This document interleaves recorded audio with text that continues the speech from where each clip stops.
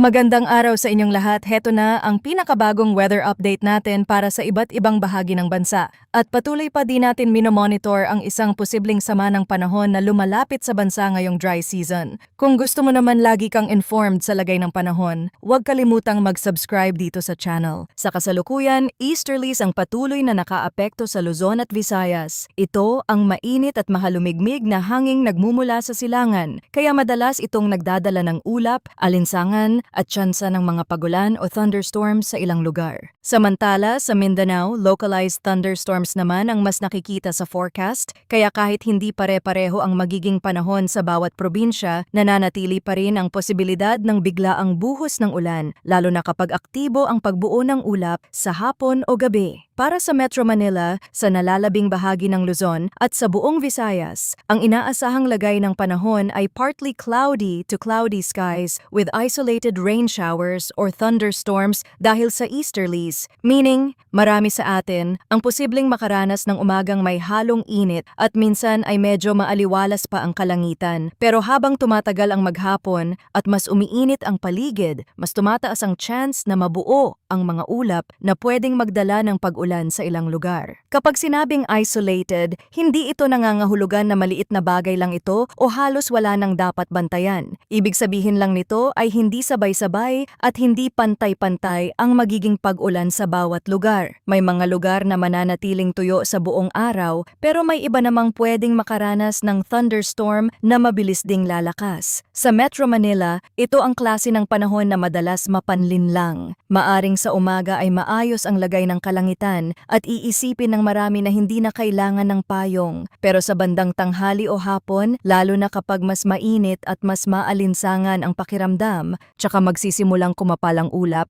at may posibilidad ng biglaang ulan sa ilang bahagi ng lungsod, at sinasabi sa forecast na posible ang flash floods or landslides during severe thunderstorms, hindi dapat maliitin ang localized na thunderstorm. Kahit hindi ito malawakang sama ng panahon, kapag tumapat ang malakas na buhos sa isang particular na lugar, posible pa rin ang mabilisang pagtaas ng tubig sa mabababang lugar at pagbagal ng biyahe sa mga kalsadang madaling bahain. Kaya sa mga papasok sa trabaho, mga estudyante, mga commuter, rider, at mga may kailangang asikasuhin sa labas, magandang ugaliin pa rin ang pagiging handa sa biglaang pagbabago ng panahon. Sa nalalabing bahagi ng Luzon at sa Visayas, kapareho rin ang pangkalahatang tema ng lagay ng panahon. Maraming lugar ang maaaring makaranas ng init sa umaga, kasunod ang unti-unting pagdami ng ulap pagdating ng hapon, at saka pa lamang magkakaroon ng tsansa ng rain showers or thunderstorms. Ang easterlies kasi ay may dalang moisture mula sa karagatan, kaya kahit wala tayong direktang binabantayang malawakang low pressure area sa mismong weather condition na ito, sapat pa rin ang halumigmig para suportahan ang pagbuo ng ulap at thunderstorm sa ilang lugar. Pagdating naman sa Mindanao, partly cloudy to cloudy skies with isolated rain showers or thunderstorms din ang forecast, pero sa pagkakataong ito ay mas inuugnay sa localized thunderstorms. Ibig sabihin, hindi kailangan ng malawakang weather system para magkaroon ng malalakas na ulan sa ilang bahagi ng Mindanao. Minsan sapat na ang matinding init sa maghapon, sapat na moisture sa hangin at favorable conditions sa lokal na area para magkaroon ng thunderstorm sa hapon o gabi.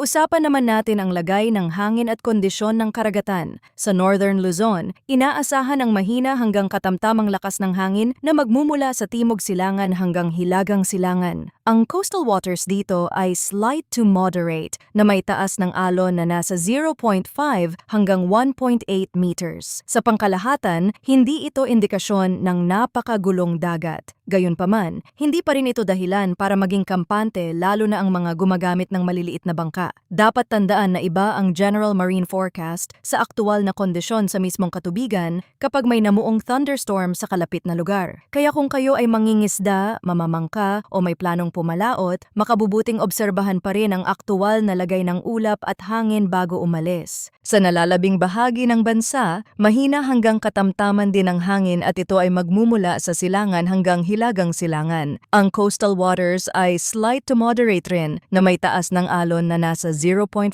hanggang 1.8 meters. Sa unang tingin, maayos naman ang pangkalahatang kondisyon para sa maraming coastal activity. Pero gaya ng lagi nating paalala, ang thunderstorm ay pwedeng mabilis magbago ng sitwasyon sa isang area. Kahit hindi kalakihan ang alon base sa general forecast, kapag may malakas na ulan, pagkulog, o pagbugso ng hangin sa mismong lugar, pwede pa ring maging alanganin ang biyahe sa dagat. Kaya sa mga baybayin, mga mangingisda at mga may planong magtungo sa dagat, mainam pa ring manatiling maingat at mapagmatyag sa aktuwal na kalagayan ng paligid. Kung titingnan naman natin ang naitalang temperatura at relative humidity para sa nakalipas na 24 na oras, ang pinakamababang temperatura ay 25.2 degrees Celsius at naitala ito alas 2 ng umaga. Ang pinakamataas na temperatura naman ay umabot sa 32.8 degrees Celsius alas 2 ng hapon. Ibig sabihin, kahit sa madaling araw ay hindi na ganoon kababa ang temperatura at pagsapit ng tanghali hanggang hapon ay mas tumitindi pa ang init. Ang minimum relative humidity naman ay 51% at naitala alas 12 ng tanghali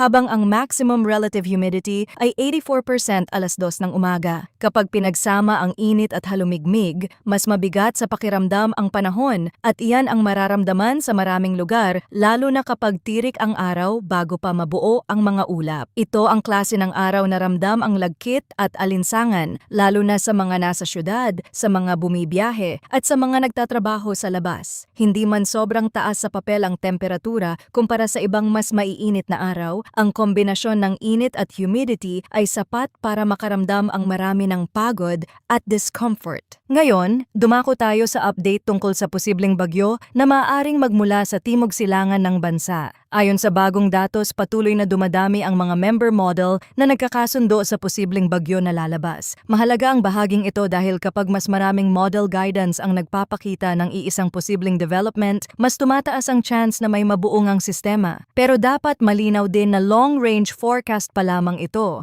Ibig sabihin, malayo pa ang tinutukoy na panahon at marami pang pwedeng magbago. Hindi pa sigurado kung ito ay magla-landfall o hindi at hindi pa rin pinal ang magiging eksaktong galaw nito sa mga susunod na araw. May ilang member model na nagsasabing posible itong pumasok sa Philippine Area of Responsibility. Ganoon din ang ipinapakita ng iba pang kilalang weather model tulad ng GFS at European model. Meaning, kapag ang iba't ibang weather model ay unti-unting nagkakaroon ng pagkakasundo sa kanilang forecast, mas tumataas ang posibilidad ng development. Hindi pa nito ibig sabihin na tiyak na ang lahat ng detalye. Hindi pa natin masasabi sa ngayon kung gaano ito kalakas, kung saan eksaktong daraan o kung magkakaroon ba talaga ito ng landfall.